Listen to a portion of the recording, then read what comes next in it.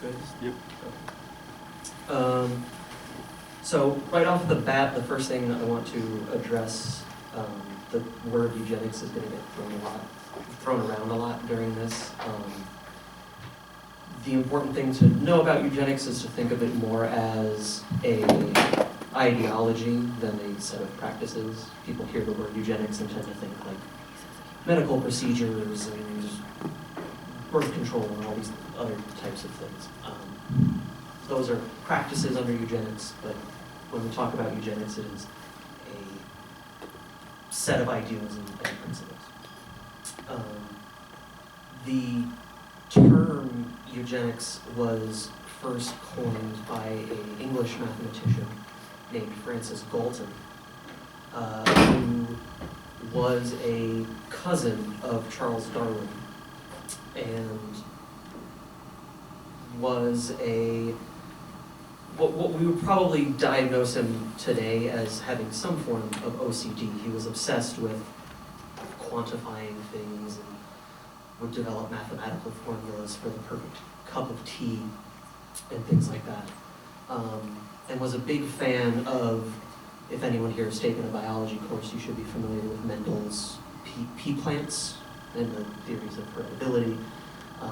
Those came about at this time as well, and so Galton read Mendel's laws of heritability and thought to himself, oh, well, what if this could be applied to human beings? What if we could artificially select human traits to breed better people? Now, of course, through modern science, we know this doesn't really bear out, but that's where the idea came from, and thus the term eugenics was born.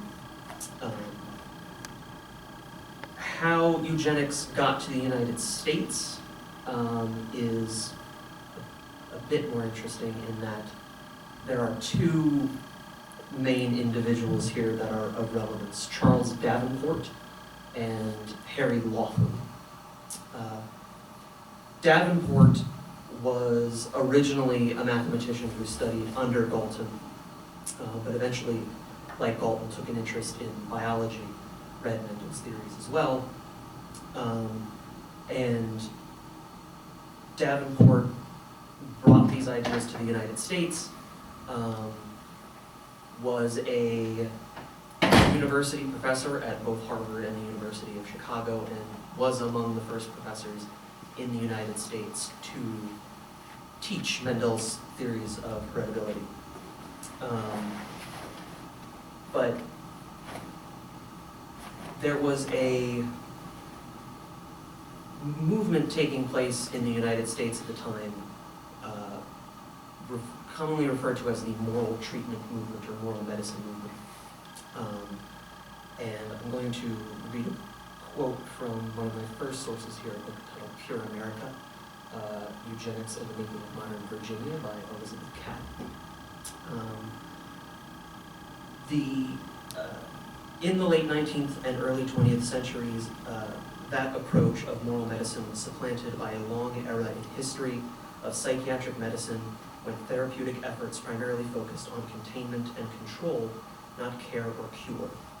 More and more people perceived those with disabilities, along with those who couldn't care for themselves due to poverty or age, were viewed by society as an expensive and disorderly class, prone to criminal behaviors and illness. Communities began to demand financial relief from the costs associated with helping them survive. So in the later years of the 1800s, there was this movement of moral medicine influenced by European medical schools, focused around benevolent treatments. Facilities would be set up in scenic areas, and the idea being that by exposing these people to calm and serene environments, they would get better. But eventually, as the 20th century comes about, the local governments and states begin to be annoyed by the cost of this. Homeless people, criminals, the people in society who needed help typically relied on local charities, and local communities were also getting fed up with supplying for these people. So when Davenport comes back to the United States and starts talking about, hey, we have this ideology by which we could potentially breed out things like criminality, we can get rid of things like disabilities, people in the United States really begin to respond to this. It seems like a perfect solution to their problem of paying for caring for these people.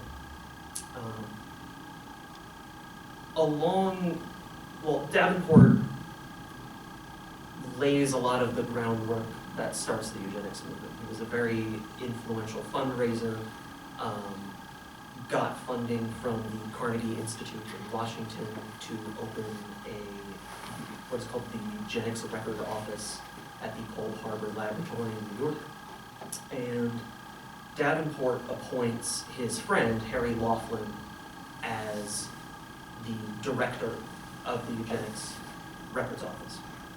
And Laughlin, I think, is fair to characterize him as being a bit of a radical when it came to eugenics. He took it and ran with it.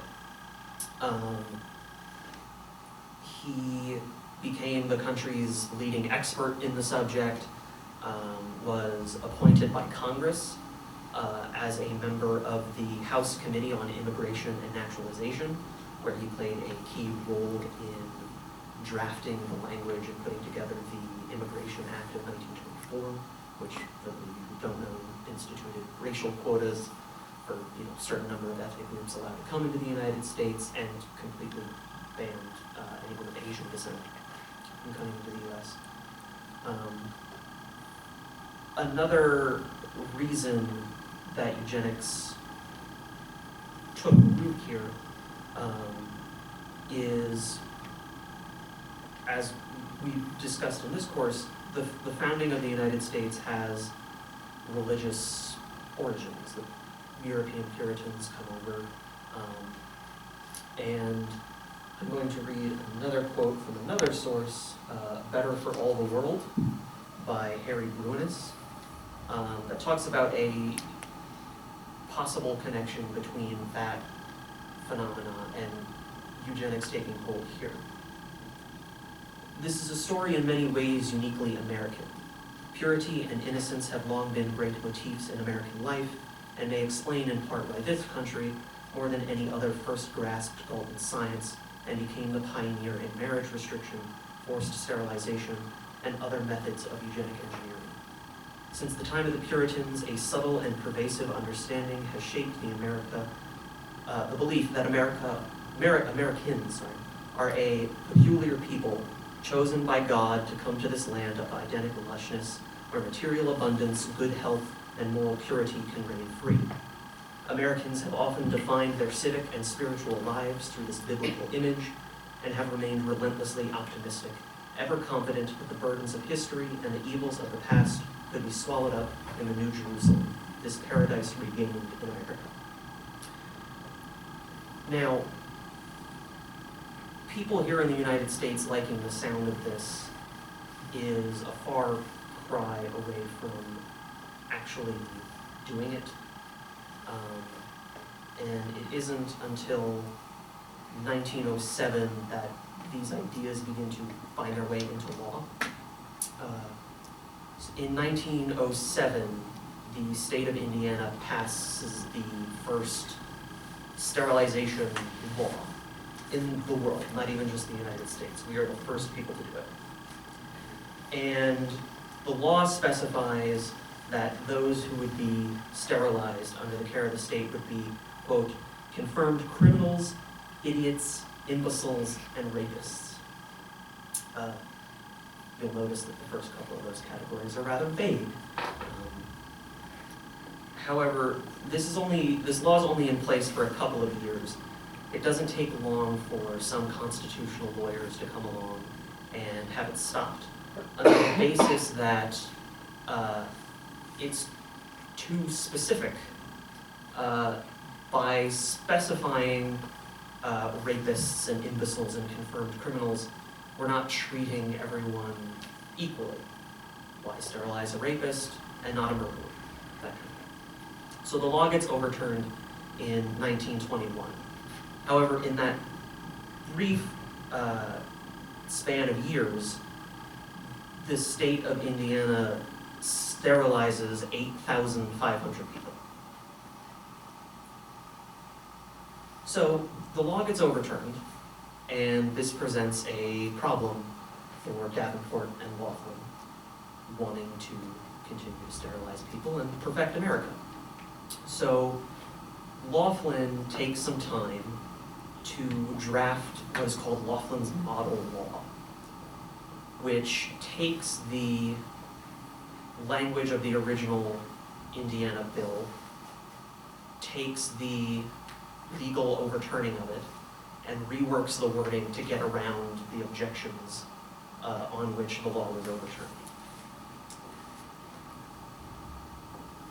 Virginia then takes the torch from there, and a state senator by the name of Aubrey Strode introduces another sterilization act based on the Laughlin model, and it is signed into law on March 20th, 1924.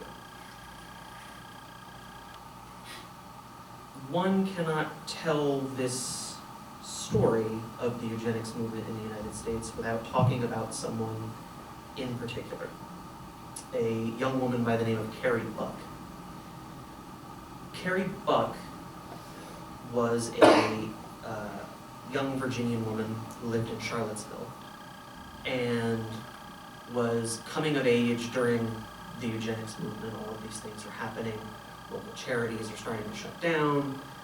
Eugenics is going on. And eventually, Carrie Buck's mother, Emma, gets institutionalized at a state facility in Virginia called the Virginia Colony for the Epileptic and Feeble-Minded. Any digging into the eugenics movement on your own, you'll see the word feeble-minded come up a lot. Again, one of those very vague medical conditions that anyone could get diagnosed with. They had very ridiculous tests that were worded very confusingly, that were designed to get anyone they could under the knife. So Emma gets institutionalized, and Carrie enters the state foster system and gets placed with a family, the Dobbs family, under the care of John and Alice Dobbs. And one summer, when Carrie is 17, John and Alice Dobbs go out of town for a couple of weeks. Alice Dobbs's nephew, named Clarence Garland, comes around the house and rapes Carrie. Carrie, as a result of this, winds up pregnant. The Dobbses come back and decide, we have to do something about this. Carrie Buck was placed under our care, and think how poorly this reflects on us. We're supposed to be teaching her good moral values, and this promiscuous young woman seduces our nephew and gets knocked up. And so, no care for the fact that Carrie was raped. But they go to the local authorities. They fabricate an insane medical history for Carrie, a history of seizures and hallucinations and erratic behavior. And it didn't take much. Carrie's mother was already institutionalized, so even just from their perspective, genetically speaking, comes from bad stock, must be bad fruit, and they institutionalize Carrie in the same Virginia state colony where her mother lives. Carrie gives birth to a young daughter named Vivian, and in a very cruel twist of fate, Vivian is handed over into the custody of the Dobbs family, the same ones who just had Carrie thrown into an institution and denied her rape. So great people.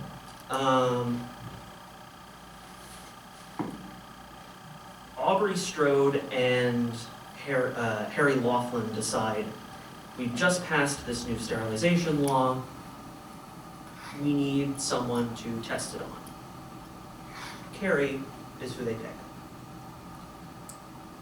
Carrie is scheduled for the procedure, and immediately her legal representation from the state steps in to halt the procedure, and a 3-year-long legal battle ensues.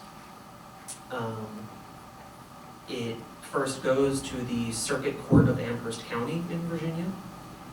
The Circuit Court decides the Virginia Colony Board of Directors has the right idea. Carrie Buck needs to be sterilized. Carrie's lawyers appeal. It goes to the Virginia State Appellate Court.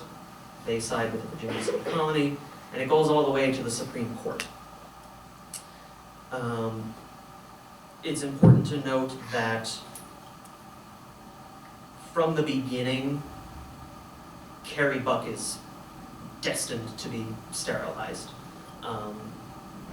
By standing here and reciting, they went to this court, and then that court, and this got appealed, and that got appealed. It makes it sound like it's an equal playing field, and it isn't.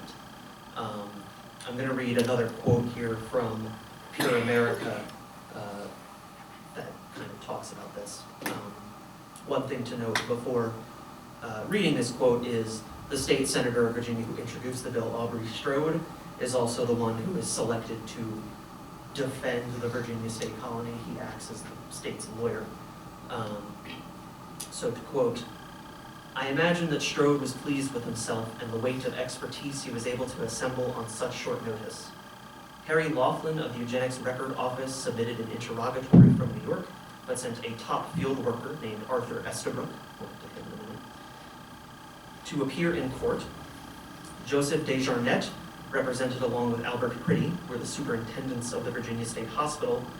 The transcript of the Amherst appeal reads like a dress rehearsal, where not everyone knows their lines. Desjarnette admits that he can't really explain Mendal's theory of heritability very well, and butchers them trying to talk about them anyway. Whitehead struggles to ask relevant questions, both because he is not used to thinking of eugenics as something that needs to be justified, but also because he's asking intentionally bad questions to weaken Carrie's defense. Estabrook and Laughlin oversell their case. But none of this matters. It is a foregone conclusion that Carrie will be sterilized." The Whitehead mentioned in there is Carrie's lawyer, who there is evidence to suggest colluded with Aubrey Strode to have the case, to just basically throw it. Called 0 witnesses during his time representing Carrie, asked a fair number of questions during cross-examination. So as the author Elizabeth Catte puts it, it's a bygone conclusion. This is going to happen. In fact, over the entirety of the 3-year legal battle from Amherst County all the way up to the Supreme Court, Carrie Buck speaks in the official legal record only one time, and it is in response to a question asked by Strode. He asks, quote, "Do you care to say anything about having this operation performed on you?" To which Carrie responds, "No, sir, I have not. It is up to my people," meaning her lawyers. Carrie was a young, poor girl, raised in rural Virginia, received no real formal education, and placed her trust in her legal representation to defend her, which they failed to do. So this takes us all the way to May 7th, 1927, where the Supreme Court hears arguments and weighs in on Buck v. Bell, the Supreme Court case. It ends up being a 8-1 decision in favor of the Virginia State Colony.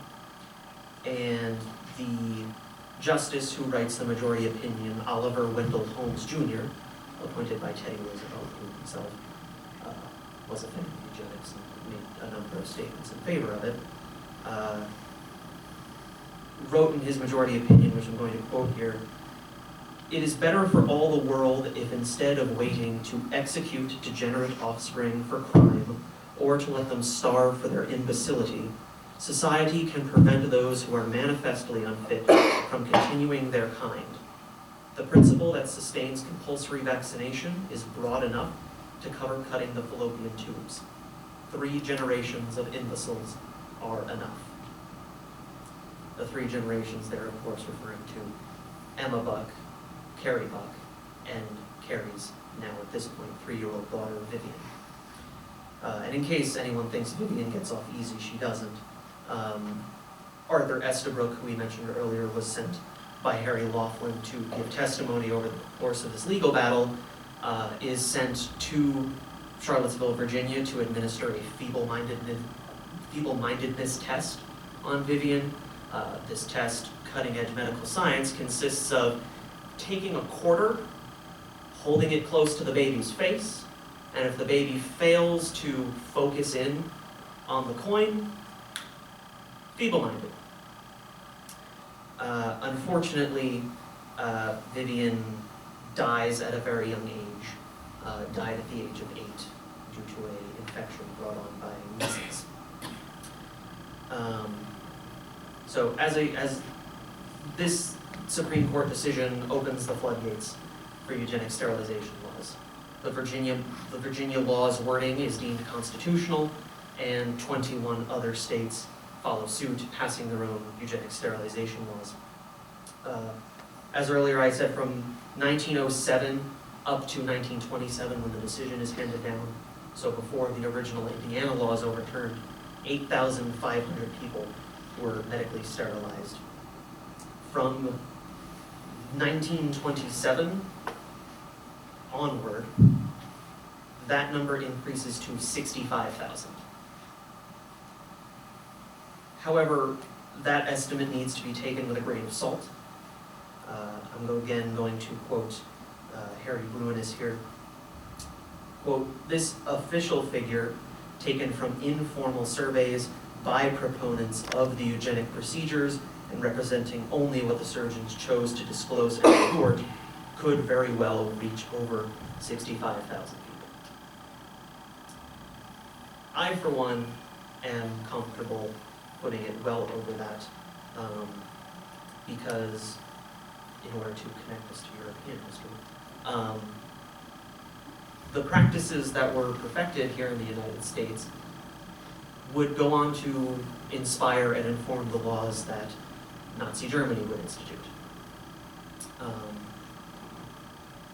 which the figures under Nazi Germany being sterilized are 400,000 people. So I'm very comfortable saying that number, 65,000, should be 465,000. But that's. I'm again going to quote Harry Bruinius here. "In addition to its effects on American jurisprudence and social policy, Laughlin's laws had even greater influence. Though the United States was the pioneer in legal, administrative, and technical aspects of eugenic sterilization, Nazi Germany borrowed the ideas and applied them in an unprecedented way. One of the first laws passed by the National Socialist government of Adolf Hitler was the, quote, law for the prevention of genetically diseased offspring, and its language and structure very closely followed Laughlin's model law. In less than 2 years, over 150,000 German citizens were forced to undergo the procedure, preparing the way for the genocide that would come. In 1936, when the German sterilization was at its early height, the Nazi regime, through the auspices of the Heidelberg University, awarded Harry Laughlin an honorary doctorate for his many contributions to, quote, racial hygiene. If someone were to come up to any one of you on the street and ask, what year would you say the last, I'll preface this, last legal forced sterilization occurred in the United States? What year would you guess? Anyone's free to? 1987. 87. Lucas. 1990. 1990. Both overshot a little bit.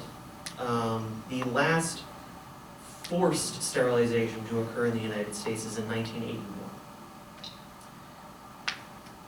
After World War II and the information that comes out following the liberation of the concentration camps, understandably, the United States begins to lose its taste for this type of thing. Laughlin immediately begins to distance himself from the honorary doctorate that he was awarded. But it continues for some time. As I briefly said there, I had to preface that statement with legal forced sterilization, because while legally it ended in 1981, it does again continue for some time. In 2013, the California Department of Corrections announced as they put it, mistake, announcing that between two of their facilities, physicians had illegally sterilized over 150,000, 150, not 100, well, I mean 150 is still not great, 150 prisoners within their care. In 2021, the state of California passed a law authorizing reparations for the victims of these sterilizations, which, you know, better than, I'm sure they would have liked to have not been medically operated on better, but hey. Applications for applying for this type of aid opened this year, January 2022. It wasn't too long ago that a whistleblower came out from an ICE detention facility and reported that illegal hysterectomies were being performed on migrants in ICE detention camps. Following that whistleblower report, the facility in Georgia was shut down, but as of yet, no formal government investigation into what went on in this facility has been conducted. All of this is to say that, first off, we pioneered this. When we hear eugenics, or if we know what it is, many people don't. But if you do, typically the first thing your mind goes to is Nazi Germany, which is understandable. But it started here. We pioneered the legislation, we pioneered the procedures, and we exported it to Europe. The second thing is it hasn't stopped. We're in the 21st century and we're still mistakenly doing this. And I would go even further to say that there is a distinction to be made between what I'll call hard and soft eugenics. Hard eugenics being the administration of these medical procedures, sterilization, detention facilities that don't really do that anymore. And soft eugenics being kind of a lax attitude toward populations that we deem as unworthy. In particular, I want to draw attention to a book that I'm still reading called Under the Skin by Villarosa, who just recently gave a talk here at Montclair. That's where I got this book. And the book focuses on the disparity in healthcare outcomes here in the United States between white individuals and black individuals. In particular, the troubling trend of rising infant and maternal mortality among African American women here in the United States. At the lecture she gave for her book, I took the opportunity to ask her flat out whether she thought the failure to address systemic disparities like that constitutes a form of soft eugenics.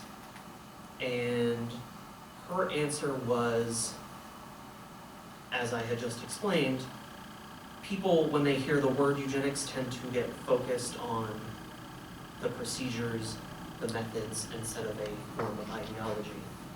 So she didn't think that the word eugenics was the most helpful characterization, but that it was connotatively similar, that it had the stench of eugenics on it, and is still continuing to go unaddressed in this country today.